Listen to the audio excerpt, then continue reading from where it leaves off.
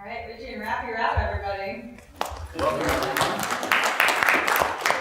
Thank you for taking your time out of your very busy day to come spend some time with us.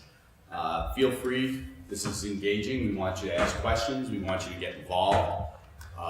So if you have questions or you want to speak out or say anything, don't hesitate.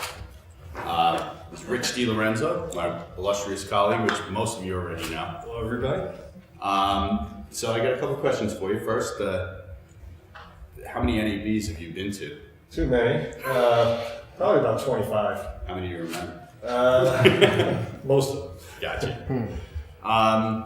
What one thing, products, technology, specific things stood out to you this year?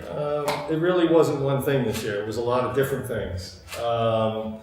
You know, from the SMPTE standards that are being set to HDR to, you know, we're seeing different things coming in converging directions, the cloud stuff. You know, some shows we go to, the one thing is, you know, a few years ago we were just talking about a 3D TV was the big thing and everybody had to have it and this was going to be the next thing. And of course it wasn't, but, you know, that year it seemed like it was. But this year it seemed like a lot of converging technologies that are all working towards one goal. That was my impression this year. Gotcha. And what was some of the, what interesting things did you learn there while at NAB? Well, one thing I learned, I sat in on an Avid Connect thing on immersion and VR, and just to know that you know, we're moving along on that technology, but you know, it was a pretty good panel they had there, and they were saying we're probably about 8 to 10 years away from this being really what it's meant to be, which means there's going to be new tools to create VR with, because the tools they're using now is they're using video technology that we have now, and they're kind of, you know, bending it into a 360 environment. So they had one term they used, which was pixels per degree.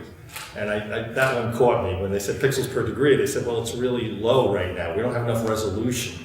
So they were talking about, you know, we're doing, you know, a couple of pixels per degree. That's not enough. So really kind of interesting stuff. And this is eventually going to become something we're going to use in the industry. So they were saying, there was a guy there that was from finance that said, well, what's funding VR right now is like the auto industry, the medical industry. It's not necessarily the entertainment industry per se. He says that's not where the real funding is coming for getting to the new technology. So yeah, that I found to be pretty cool.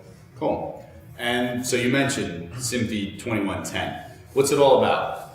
Well, SMPTE 2110 is basically taking, we used to, you know, send video around. We had video formats, and we had to build video pipelines and audio pipelines to, you know, patch bays and routers, and now that's all becoming a network. Why does it matter? Well, that's part of the merging technologies that's going on, and the spec for 2110 is, you know, we're at 4K going to 8K, but the spec is 32K for SMPTE 2110. So there's a lot of room for growth. And they had a little, an area in the back of the center hall where they had taken all these different companies that were using the SMPTE 2110 technology and the switches, and everything was set up and talking to each other, and they had, you know, 100 gigabyte connections between devices. So it's not an end-to-end technology yet, but it's becoming that, where cameras are going to shoot and output in that format. So, and you're going to finish in that format. It's never really going to leave that format. Right. And so you mentioned VR, and it's a big buzz thing over at NAB. How's it going to be consumable by the average person? Well, is this another flash in the pan? No, I think it's a real thing. I think it's just, you know, where do you use it? And last year was the bigger buzz. This year it was a little smaller, but it is progressing, and I think we're going to see things. But you know, like they were saying, I think it's going to take a few years. Anybody tried VR while at NAB? How many? Show of hands. Who was there? Who was at NAB this year? Anybody try it? What'd you think, Dave? I think screen technology has a ways to go in keeping up. But when you put on those headphones and you sit down and you start looking all around, it's pretty remarkable. You know, how you monetize that experience is in how you use it and apply it, I think is going to be some of the challenges outside of entertainment. So I'd love to watch a Mets game in VR. That would be great. Tim knows I would definitely love that. All right. So what exactly is HDR and why is it interesting? Well, HDR is a new format that basically it's high dynamic range. So it basically makes the whites whiter, the blacks blacker. Everything has more pop. There's a couple of different formats that, you know, they're going to have to, it's like anything else, it's going to settle on a standard, or it'll be a couple of standards. You know, there's HDR10, there's HDR10 Plus, there's Dolby. But if you look at HDR, it just jumps out at you. So, you know, resolution is one thing, you know, 4K is one thing, but you could take an HD signal with HDR and it could look much better than a 4K image. So Gotcha. It's something that's, it's going to be part of the recipe. And what's the potential for this in the future? I mean, how's this going to affect workflow? Well, well, it's, you know, you're working in a 10-bit or 12-bit space. It's just going to create a much better image. I mean, I think that's really what it's all about. Gotcha. All right. Anybody have any questions? Now a word from our sponsor.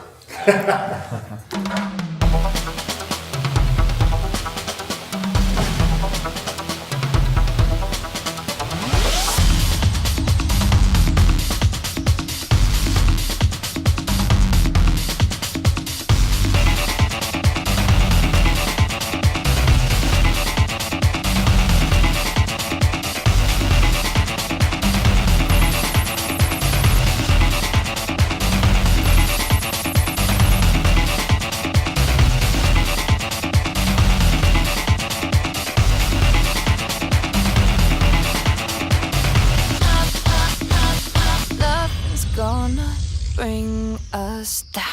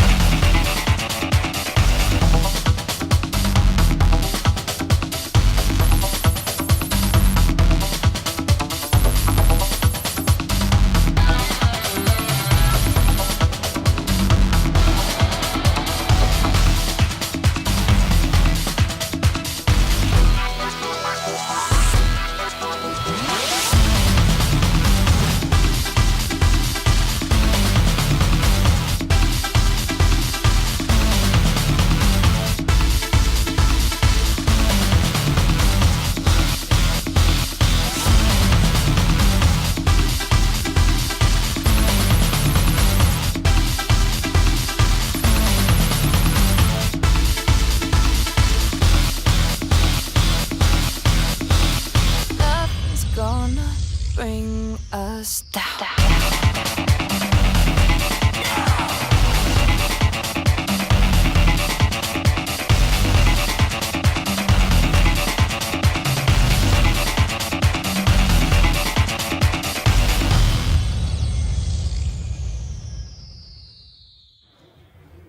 All right. We have with us today Dave Colantuoni from Avid. Dave, what is your position over here? Senior Director of Product Management. Excellent. And Justin Kokovich, I'm the New York Territory Account Manager. excellent. You need anything from me, reach out to me at any time. All right. You can hand out your information every Some of you already know. Yeah. All right. So we have a couple of questions for you guys. What makes post-production now more challenging than it's ever been? Want to take that one? Yeah, Start? sure. All right. So I have to make products for it, so better know the answer. So hard to come after that video, though, isn't it? It's so exciting. Now you have to listen to us.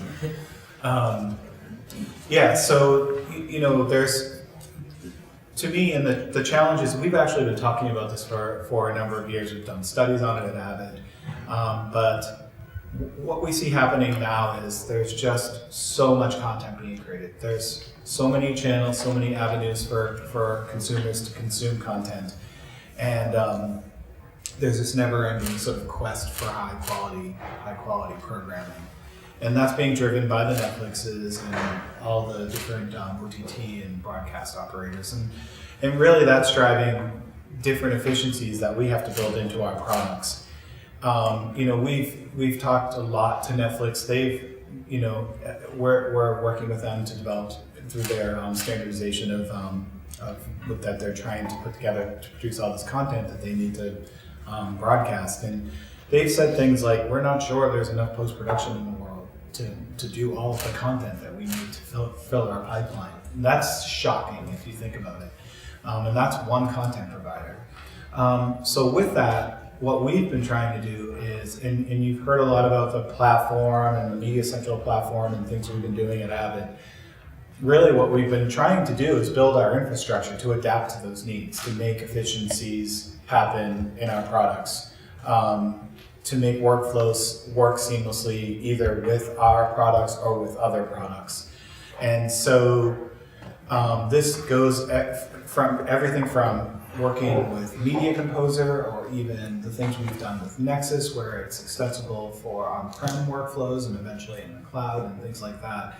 But also adapting to working with Adobe. Adobe is a first-class customer of Nexus. We have a suite of products that we test inside of our environment, and that means we include a lot of other third-party products within our ecosystem. So it comes down to us really taking what we know today, building it for the future, but also building in workflow efficiencies to actually make products so that you can efficiently create more content that's being produced in all of these different venues. Right, you touched on it a little bit, but what tools are now available to help combat these mounting challenges? Yeah, so we just talked about editorial management a little bit earlier today, and some training, and that's one thing we're doing for post-production. It's a new collaboration product that we're working on that's really at its core asset management, but it works directly with Media Composer and even Adobe. We've built this sort of platform around it where you can work in a collaborative environment with editors and assistant editors and things like that, but also put services on top of it like AI or phonetic indexing that make you more efficient. And so that's just like one example of the many things that's sort of going on at Avid. Gotcha. Yeah, I think one of the things that, kind of key takeaway is, I think Avid has really identified a need where, it used to be if you had one platform, you were this house or you were that house. And I think we've seen throughout the last, 5+ years, just that completely explode. And now, we have to use this tool for this, or we have to use that tool for that. And it was saying, and then it was, okay, well, how do now we make all these tools fit together? And that's one of the reasons why Avid has come out as a MediaCentral platform to allow all the different tools to start to connect into each other. We touched upon 2110. We finally have a standard now of which we all can agree on.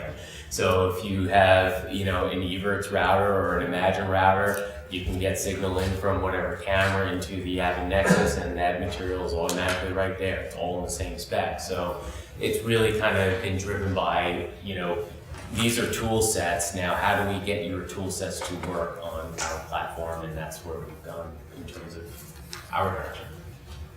Cool. Richie? Well, just to elaborate on the Media Composer editorial management, just so people understand what it is, the components. So it's made up of an editor and a Nexus. Yeah. So what we decided is, of course, Avid's known for asset management. We have, thousands of deployments of Interplay and Interplay Man in the industry today. But one challenge we really tried to address in small workgroup situations, we really had feedback from customers directly through our ACA. We have an Avid. You saw Avid Connect and all those people walking around in the video, and we actually have subcommittees that come out of that, and we work very closely with them on helping get information on products that we need to develop. But one of the challenges we really were presented with is if I'm a media composer editor, I can't have my workflow change. I can't let tools get in my way. I just need to get my work done. I have certain ways I like to work. If I was going to change my workflow, it has to be super efficient. It has to be easy for me to learn. So what we decided to do is we know that editors understand ISIS and Nexus, and so we really built an asset management system directly around that. We know that editors understand the Media Composer database. So what we did was we actually created a service that sits in between the editor and sits in the Nexus, and we created a lightweight asset management system.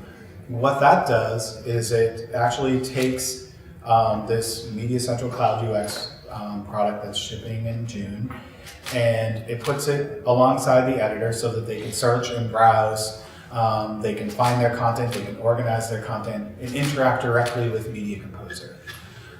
So we thought, well, that doesn't really get in an editor's way. They now have this really cool hyper-bin way, we call it, of interacting with all of the media and all the metadata that's sitting on their Nexus. And that's really what it's about. How do you take this and expand what an editor does today, but not get in their way? So with that, we actually said, well, all right, what can we do next? We sort of solved the problem for the editor, but how do we sort of extend it into the other parts of the workflow in post-production? And so we looked at, well, there's producers that need to review content. There's directors that want to see particular clips. There's assistant editors that need to do separate, different tasks. So we took that same web browser window that the editor interacts with, but we actually allow it to be run just on its own. And that means I can look at all of my content on my Nexus. I can view it, I can browse, I can change it by adding metadata, and I can extend that workflow to different parts and personas in a post-production environment. And then we took it one step further. We know that editors love shared bins and projects in Media Composer. That actually works on the web browser side of the world. So you don't have to have Media Composer to have that collaboration and interactivity. So it's just that sort of thing where we're looking at the tools, but looking at how you can collaborate and interact and make your workflows more efficient. Great. And so MediaCentral Editorial Management. How many users does the base package allow for? And is it going to be scaled up? Yeah, so definitely is meant for small environments right now. So we see a need for people to have 2 or 5 users even that want to collaborate. But it scales up to 25 today. And of course our goal, post-production environments can be, 50, 75, 100, and our intention is to scale that high in the future. For now, in version 1, and this product is about to ship in about a month and a half, it'll be about 25 users. Gotcha. How does the licensing work? Question. Yeah. Oh, sorry. We have a question. Do you plan to open it up to third-party storage? No. It's really a system, and the reason is that there's things that we take advantage of on the Nexus and the Media Composer in the way that they interact that we use efficiently. So not right now, and I'm not sure we'll ever do that in the future. It really is an environment and a system, workflow that we're trying to solve. Mm-hmm. But even third-party storage that respects bin locking and all that kind of stuff that Avid is for? yeah, that's not a and it's only the technology is actually tied directly to Nexus, so no, it won't be allowed. Okay. Mike, you had a question? Hi, I'm Mike. Hi, Mike. Hi, Mike. You mentioned you have up to 25 Yes, clients on in the first release, yes. Now, are you referring to just editors, Media Composer editors, or does that include like Pro Tools users, video editors Yeah. altogether? Because the one thing I've realized is with our current Nexus, the Pro Tools systems, because of how the files are set up, slow down the bandwidth of the Nexus and how that works. I was wondering if that would improve. It's a good question. So today, the way for the first release, it's Media Composer, and then our goal is to include include Pro Tools in that collaborative environment. So in the future, that will work. And in fact, what we've essentially done inside of Media Composer is we've created a way that you can host a web browser, an HTML5 interface. And that essentially takes MediaCentral Cloud UX, which is written in HTML5, and hosts it alongside Media Composer. What does that mean? I can drag clips now. I can search for clips. I can drag them directly in my timeline. I can double click on them, view them in the monitor, and things like that. That same HTML5 interface we will have in Pro Tools.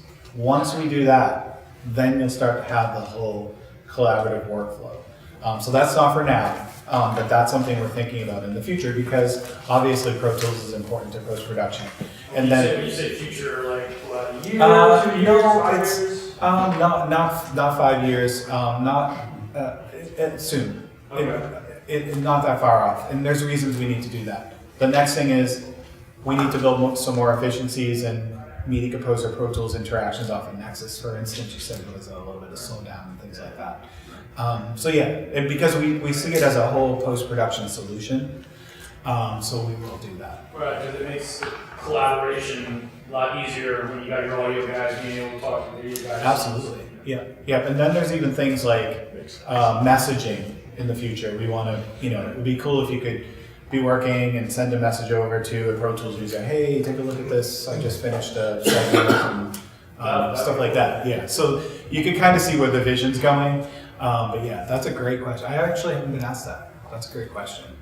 Very good, that's fine. Yeah. And then around to licensing. The licensing, how does it work? And also, yeah. is Media Composer part of that licensing and which flavor? Yeah, so it's licensed by, so the way it works is MediaCentral Cloud UX is a role-based web browser utility.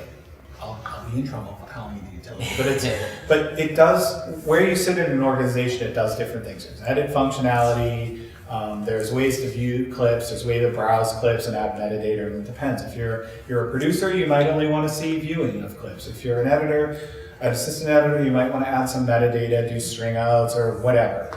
But what we've decided, and in a news organization, there's a lot of different roles and hundreds of people interacting, and that's MediaCentral Cloud UX actually serves that purpose.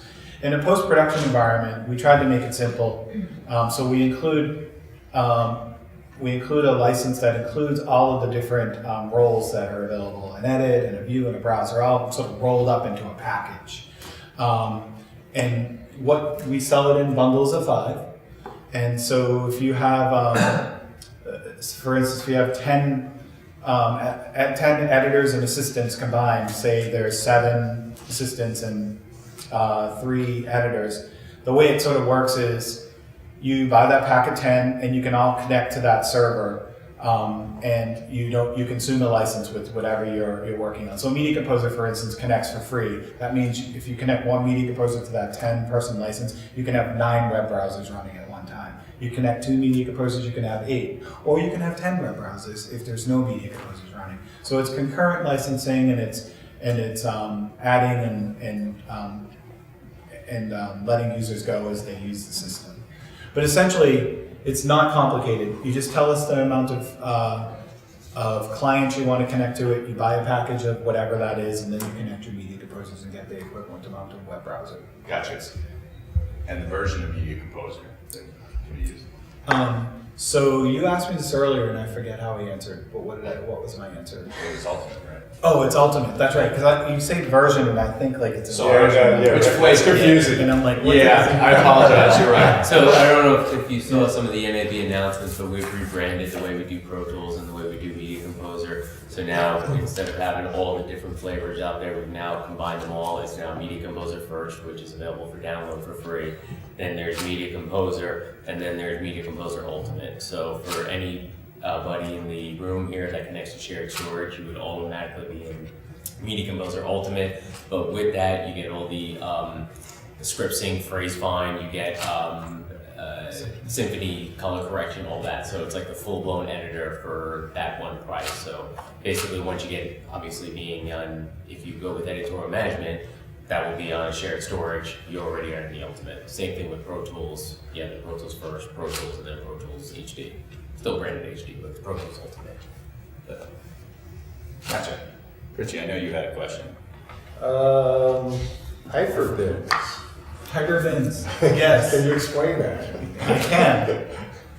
So what we tried to do in a marketing way was explain that the traditional project and bin sharing that's in Media Composer, that capability is extended now into this editorial management module. So there's a couple of things that make it hyper.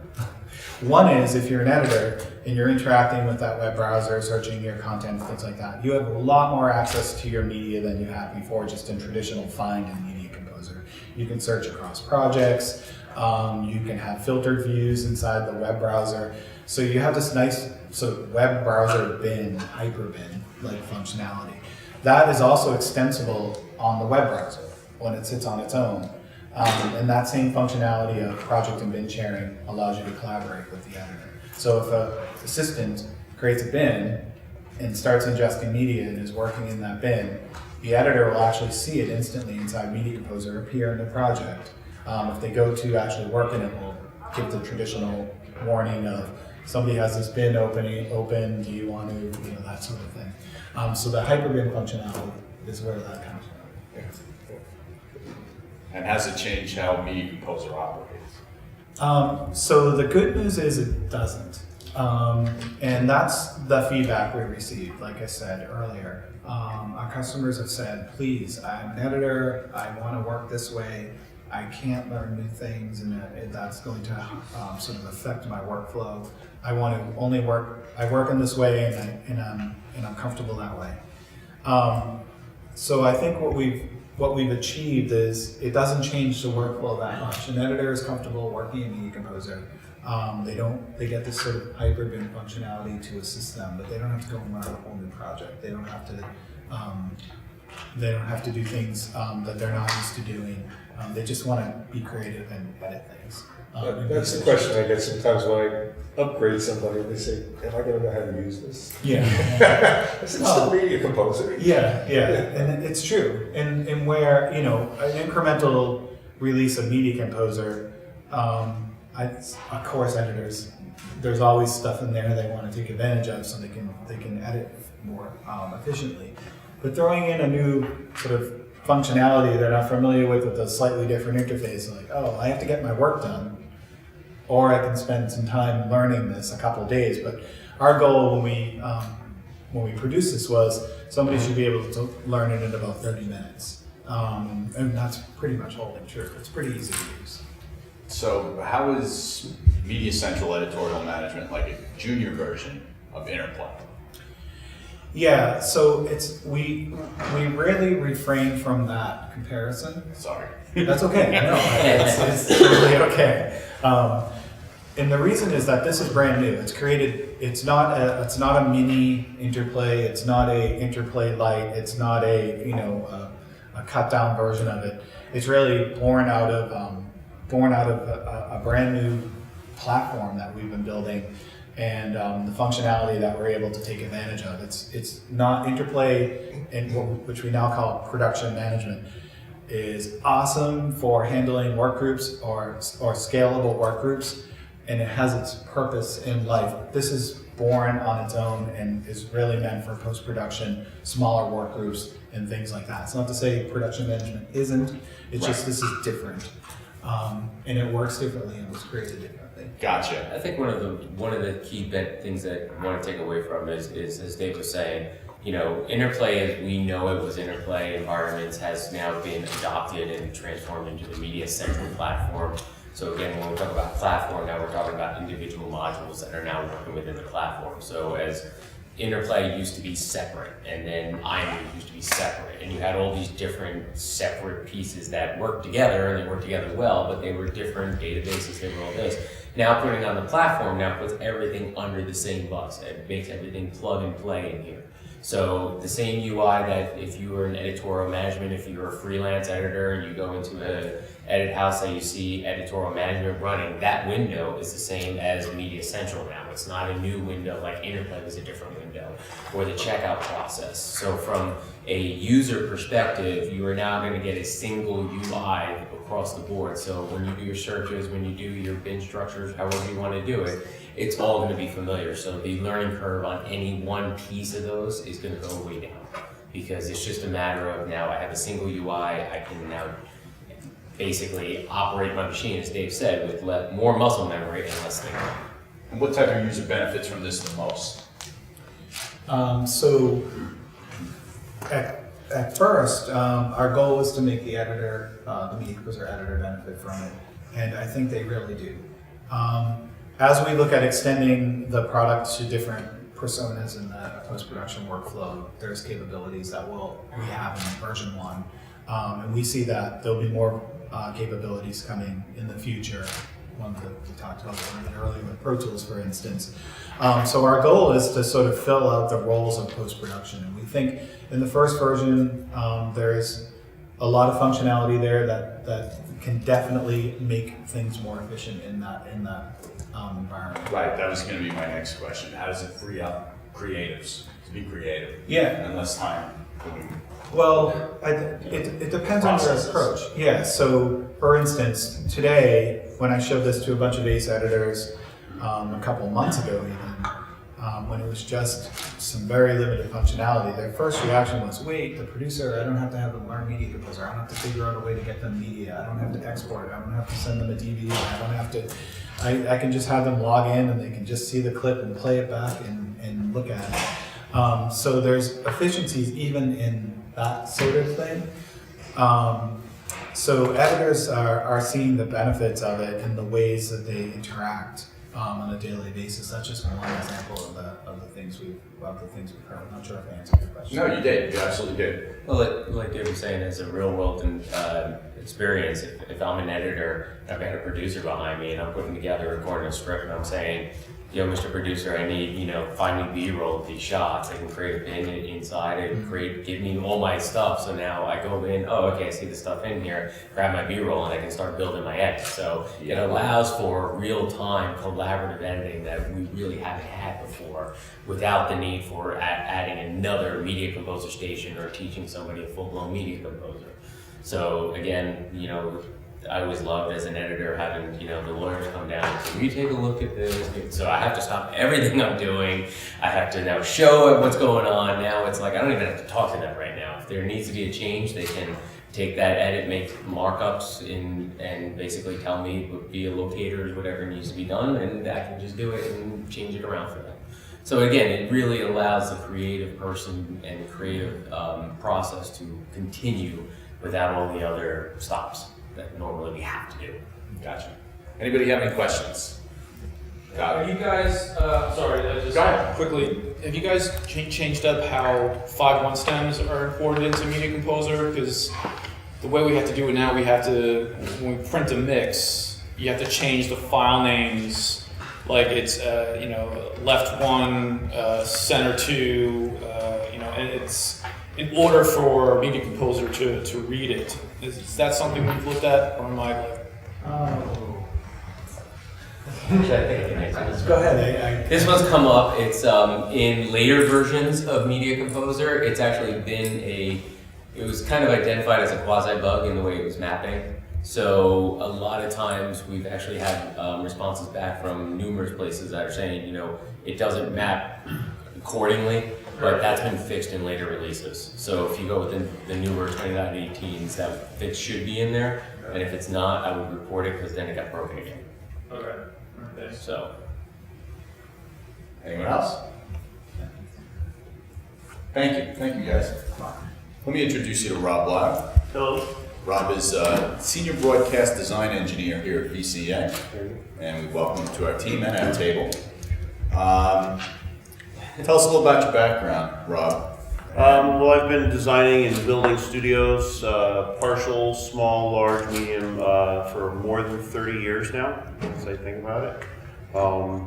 Quite a breadth of experience. I've been working here in the city, working in Connecticut, built facilities for NBC Olympics.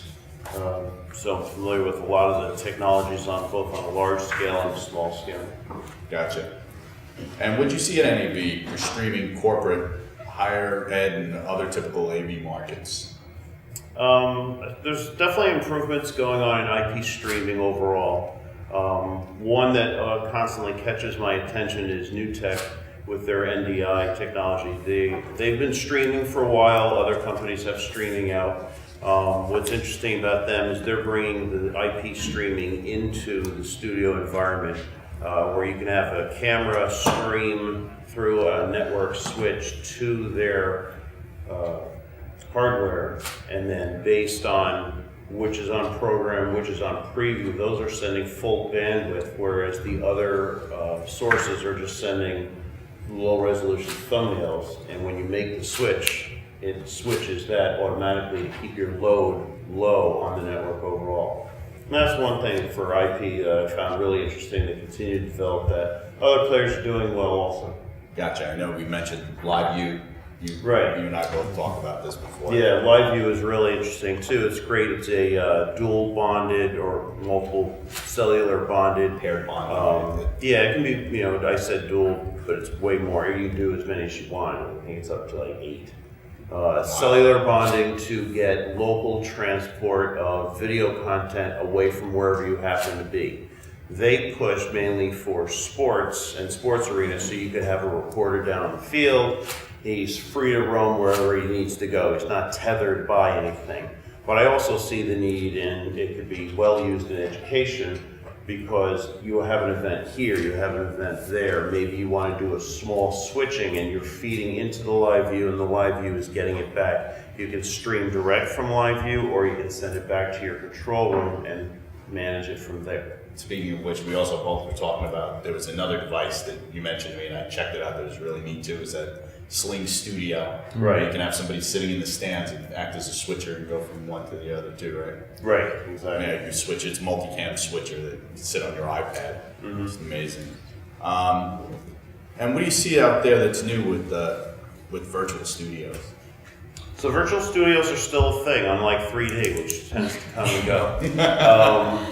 The thing with a virtual studio is a lot of people will think like, oh, I'm going virtual, so I'm not going to spend millions of dollars on a real set. So they try that out. The problem is that if you don't spend a respectable amount on a budget for good graphics and for the right technology to have motion tracking with the cameras, your environment will get glitchy, it will look fake, it can be way too shiny if your graphics package isn't made right. So, you still need to put a lot of effort into making a good virtual studio, but there are definitely a lot of advantages to it. Gotcha. What's better about them than the traditional studio? Kind of obvious question, but right. Let me hear from you. Yeah, well, so the traditional studio, like I built the one for NBC Sunday Night Football. It's a gorgeous set. It costs $15 million, and you're stuck with it. It's there. It's not moving until you make another significant change to it. With virtual set, you have the ability to make a change regularly. You can maintain the same look. You can use the same studio for several different shows with different backgrounds. You could have a news show, you could have more of a lounge setting, you could have just an outdoor backdrop. Depends on what you want. But the main advantage I really see with virtual sets is that I'm seeing more and more corporate entities put it in a smaller setup. So your ceiling heights are reduced. Like in here, this is great. This would be a great studio. You got full height. You can really get a great shot. Most of the times when we're asked to do corporate studios, they're within a normal office confined ceiling height of 9 to 11 feet. Right. So what's great about that is that you can key in or have a real smaller set, but then your virtual set is an extension of that, so that you can put these people, you can have a live monitor, or you can key the monitor into the virtual setup, but then you can expand it, make it look like you're in a really big space, maintain that look for as long as you wish, and then when you're ready for a new look, it's a matter of getting the graphics package together and not spending the heavy lift on getting rid of and then replacing a physical set. Yeah. Right. And you pretty much answered my next question, which was going to be about how corporate would do it, and that's Right. pretty much it. Yeah. Another question for you. What is an Idea Lab? So Idea Labs, I'm seeing those come up in a lot more corporate settings as well. Idea Labs is like a think tank. They want everybody in a room. You get a certain idea from whoever is trying to get information out of a certain focus group. But what they're increasingly doing more and more is putting cameras in the room, microphones in the room, and not just recording everything. They're actually treating it like a mini studio. It's a switched environment. So they're recording these things and coming away with a way to analyze and really try to develop the focus of that interaction. Right. And how are skill sets evolving to incorporate all this stuff nowadays? Right, so, the traditional waveform vector scope video engineer is definitely waning. IT is increasingly more of a factor, certainly when you consider new tech with their NDI technology, and not just them, but everybody is increasingly branching out with IP. So network topology, network skills are definitely coming more and more in need, which is great because there's plenty to go there, but the video end of the engineer is not far off. Gotcha. One other question I forgot to, I have to go back to the virtual studio things. Think about a university. Where do you find a studio in a university today? How's that changing? Traditional university. So what they were originally doing is a lot of times you would see a studio set up for journalism. You would see it in, if you, now I do consider it to be any football or soccer stadium, an arena is really a studio. You've got multiple cameras, you've got all kinds of miking, and you're switching that show to go out. So that's really a studio environment there. Virtual is good for the journalism and education point of view, and that you can change the backdrop again and keep everything fresh and live. And you can do those shows in the same exact space with the same cameras and everything else, and quickly change the set for different shows. Yeah, and the graphics. Gotcha. How high is the cost of these virtual studios? So entry level, I would say, is probably $500,000. You could probably, and that's all, I'm thinking like all in. I'm thinking minimum 2 cameras, switching audio, wireless mics, IFB, your whole virtual environment with relatively decent graphics, package put together. And you have to have it in the right space. So one of the challenges too of virtual is some of the sensor technology, so you got to make sure you pick that correctly. But I'd say 3 to 5 is a good place to get started. Good place to get started. Yeah. Oh yeah. I would be remiss if I didn't say it, but Avid does have a full line of graphics packages and virtual studios that we are working with VCA on a number of deployments. So if it is something that does interest you, it does incorporate into the MediaCentral new UX. So it does allow for, again, that same unified look through whether you're a studio professional and all you're doing is graphics, or you're the editor. I can use the same graphics that I have in my studio right in my edit. So it's all under one Unreal roof, if you were editing. There you go. Yes. So, one virtual roof. Because it's all built on the new Unreal Engine. So. Yep. All right, I have one more question for you. Sure. And then we're going to call it. Yes. All right. We're gonna drink. There you go. We're just gonna drink after this one. Yeah. I know there'll be no more questions after this. When do you really not tolerate any latency at all? Latency issues. So the thing with IP versus traditional video is that everything's getting encoded, transported on a network switch. There's definitely latency issues depending on how you're encoding, decoding these signals and so on. So where you can't tolerate it is definitely in any kind of a live environment with a remote. So if we're here and we're doing a live event right here, but we have a guy doing a remote, you really can't tolerate a lot of latency in those situations. A perfect example is trying to bring in somebody via Skype. That conversation really starts to stutter. Yeah, and so that's one of the main challenges, I think, with IP in the studio environment is latency and making sure things still end up timed properly. Is that gonna change when you don't have to encode and decode, when you go end to end? Like from a camera, go through a switch to wherever it's ending up and not have to convert it into something else? Well, the trick right now is, and there are a lot of hybrid systems, the trick right now is to just try to go all in IP. So if you go in all on IP, everything's there, it can be farther away, but yeah, and then your latency is taken care of. Ironically, one of the biggest places where you add latency is even in an arena where they're taking the program output and they want to feed it to several monitors around the place. If you're looking carefully, you'll notice that the video is ahead of the audio you're seeing. So there's definitely issues there to be resolved. Anyone else? Does anyone else have any questions for Rob? Virtual studios, fun stuff. Did anybody see, for those who went, did anybody see the robots they had whizzing around with the camera up and down? Did you also notice that every time they were doing that, the music was really loud? Those things are not ready for any studio. I listened to them even when they were moving slowly. That's a great way to make a small studio and relieve an operator and program it. You can have the same kind of really nice artistic moves. That thing was loud. It was really loud.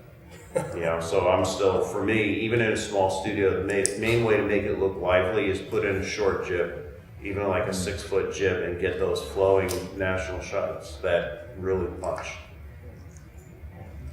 All right. Continue the conversation. Yeah, definitely. Yeah. We can continue this over drinks and some food if you guys are into that. Thank you. Thank you for coming, everybody. Thank you.